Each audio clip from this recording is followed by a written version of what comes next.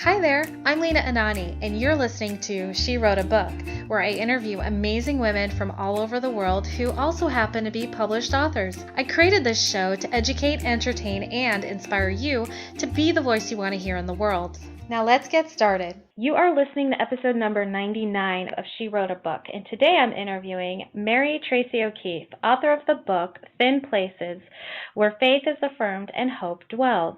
In Thin Places, Where Faith is Affirmed and Hope Dwells, Mary Treacy O'Keefe describes the faith-affirming thin place signs she and her 9 siblings observed before, during, and after the death of their parents, who died within 3 months of each other. Mary Treacy O'Keefe is an award-winning author, national speaker, former radio show host, and hospice volunteer. She has a Master's of Arts in Theology, and is a spiritual director whose writings and presentations foster hope, healing, and spiritual growth. Again, her book is called Thin Places, Where Faith is Affirmed and Hope Dwells. You can find the link to purchase her book in our show notes for this episode at SheWroteABook.com/99. So, Mary, it is such a pleasure to have you as a guest today. It's great to have you back too, because I know we did an episode previously, so it's nice to have you back. And I'd like to know, my first question is, why did you decide to write and publish this book? Well, thanks for asking that, Lena, and I'd like to say too that I'm delighted to be with you again. I enjoyed our first conversation and look forward to this one. The reason why I wrote this book is because of these signs that my family, as you mentioned, I have 9 siblings and several in-laws and grandchildren, and we noticed some things that were kind of inexplicable happening around the time of our parents' death. And my parents, just so you know, died within 3 months of each other in 2002. And so when we observed these things happening, they provided tremendous comfort that our parents were somehow still with us, that there was something greater than us involved in this process. And I wrote the story so that we wouldn't forget the signs, and I wrote it for my family, first of all. So why did you decide to write it for your family? Well, even now people say, I'm so glad you wrote that book because I forgot that such and such happened with, mom and dad. And so we've got 36 grandchildren, and with the siblings and spouses, there's 19 adults. And almost all of us had kind of some experiences. So I really wanted to capture those sort of events that occurred so that we wouldn't forget about them, so our kids wouldn't forget about them. And it was really pretty much, this particular book, Lena, is more of a memoir because it talks about this whole time before our parents died and how we kind of pulled together as a family. So it's not just the signs, it's also what we went through with the idea that hopefully our family's story might help other people who are going through something similar, losing loved ones. And what do you hope that your future generations hope to take out of this, or hope to get out of reading your book? What the biggest thing that I hope that they take away, and from the responses I got, it seems to be that what people take away is that we're not alone in this world, that things will happen in our lives that really remind us that God is very present in our lives, and that things like death, some of the worst things in the world, like the death of a loved one, can still be opportunities to find immense grace and even joy within those very, very tragic times once we start noticing these events and sometimes responding to them. That's really awesome, Mary. I love that. I almost wish that, my ancestors put something like this together for me. Well, thanks. Thanks. That's wonderful. Thank you. Okay, so let's talk about the title, Thin Places. What exactly is a thin place? That's a great question. And I had my book at a Curves many years ago, and somebody said she wasn't buying it because she thought it was a diet book, one more diet book, and so the title is kind of deceptive if you don't know what it means. But what a thin place refers to, Lena, is it's actually comes from a Celtic concept, and in Ireland, thin places referred to really stunning geographic locations, where the seascape was so beautiful. also things like cemeteries where, where someone has died. They're places that people feel that in some way they've encountered the divine. It's also times where they feel connected to people that they've loved and lost, which of course a cemetery can do. But when I write about it in my book, I write about really any experience where you feel as if the veil is very thin between this world and the next one. Very cool. That's awesome. I had no idea. That's great. So can you give me an example of one of the thin places you talk about in your book? Yes. One of the ones that happened was after my mom died. So my father died first, just as a little background. My dad died first on February 6, 2002 of lung cancer, very quick, 6 weeks that we had between diagnosis and his death. And then just a couple months later, my mom was dying of a septic infection. And so to lose them so closely and also kind of suddenly, they were both kind of a surprise, was really devastating. And one of the most comforting things we had happen was right after my mom died. She died on May 1st. And we were putting together, the things that you do for a funeral and a wake. You go through, you find the family photos and just mementos, and you create the posters.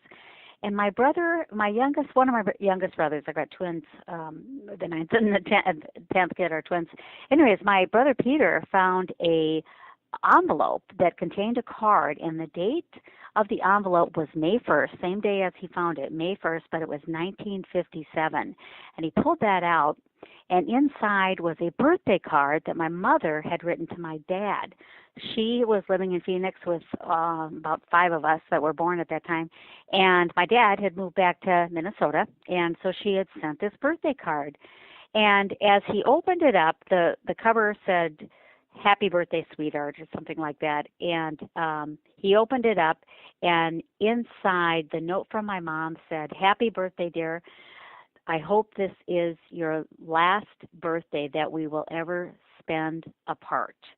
And the fact that he found that, we'd never seen this card before, and the fact that he found that on the exact day, May 1st, right after my mom died, and my dad's birthday happened to be May 5th, so just a couple days later, and it was kind of like we were getting a message from beyond saying, your dad never did spend another birthday apart because we're together now in heaven.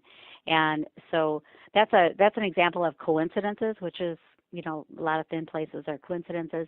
And it's really, for us, it was a profound after-death experience that reminded us that they're fine, that they're still together right now. And we realized that's only possible if there is a God or something, like I said, greater than ourselves that enabled that to happen. It's really kind of a little miracle. What a heartwarming story. At first, when you were telling the story, I'm like, oh no, her parents died. Yeah. But I love that how you took that experience, and did that experience help you grieve? Oh my gosh. Did it help you? Yeah. Yeah, totally. Yeah. Totally. And actually, Lena, that when you say why did I write it, I shared the story with my family to capture it. But I guess another question would be, why did I publish it? Because then we're talking about people that don't know my family. And the reason I published it is kind of what you just alluded to, and that is when somebody loses someone and has something happen like this, it is comforting for the family, but it's also comforting to everybody that hears the story, isn't it? When you hear something like that, you realize, wow, there's got to be something after death, and so that's really why I published the book, to give comfort to other people who are grieving that I didn't even know. I'm curious, how many times have people read your book and then come back to you and said, oh my gosh, I'm always asking God or the universe to send me a sign? Yeah. And constantly. And, I wrote the book we talked about previously, Lena, you'll remember, it's called Meant to Be Moments, Discovering What We Are Called to Do and Be. And that book was simply a collection of stories that people sent me. And that's exactly why, from what you just said, is that they do ask for things, or else maybe they didn't ask for something to happen, but they had an experience. And that's why the tagline to Thin Places is, where faith is affirmed and hope dwells, because they got so much hope from that, and they did have their faith affirmed, and they want to share that, and they want to. My story, frankly, affirms their story, and that's another just a powerful reason for writing a book like that, is that it gives credence to other people's own experiences, not just mine, but their experiences. Wonderful. And then there's also a group of people who are probably reluctant to share their own same place experience. Why do you think they do that? Oh, that is such a good question, because I encountered that so often, that when people share their experiences, they often, if they're with me in person, they would often lean over at the table and kind of whisper.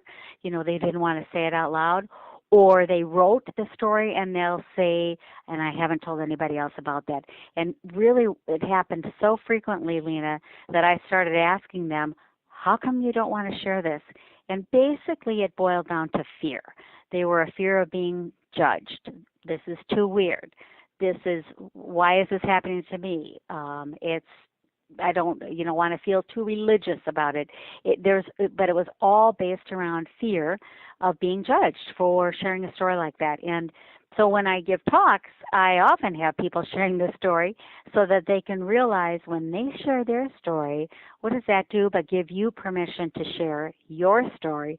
And when we share those kind of beautiful spiritual experiences, because that's what they are, our relationships just go to a deeper level because we're able to trust each other in sharing of these wonderful experiences. Absolutely. I'm so glad you shared yours. So, Mary, what do you love most about being an author?